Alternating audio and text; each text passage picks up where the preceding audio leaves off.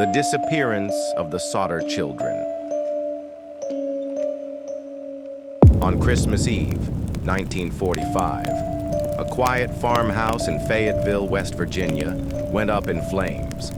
Inside were George and Jenny Sodder and their 9 children. But when the fire was out, 5 of those children were gone. No bodies, no remains, nothing. To this day, no one knows what happened. George and Jenny Sodder were Italian immigrants.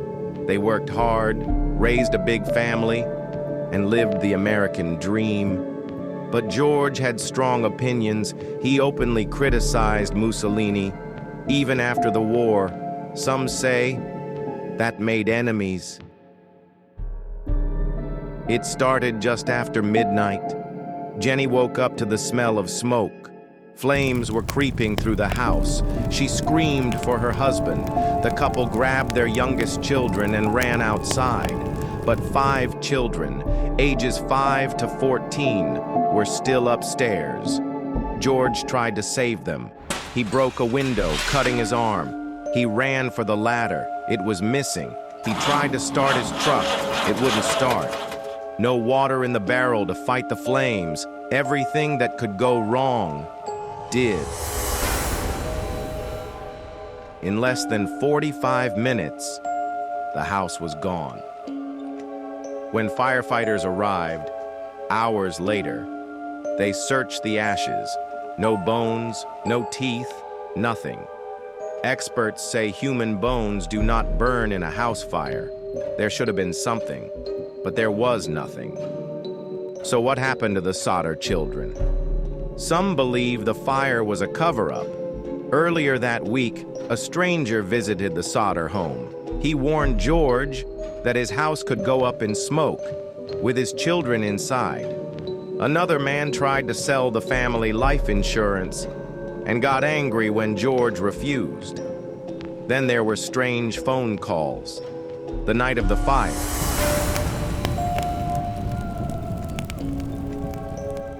Jenny believed her children survived. She started getting reports, sightings of the kids, with strangers. A woman claimed to have seen them at a motel.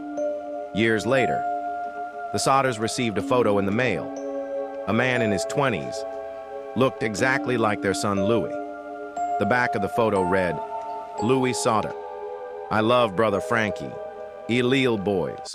A 90132 or 35. The meaning of that code has never been explained. Some say the Italian mafia was involved. George had enemies. He refused to join them and spoke against Mussolini. Could the fire have been a warning?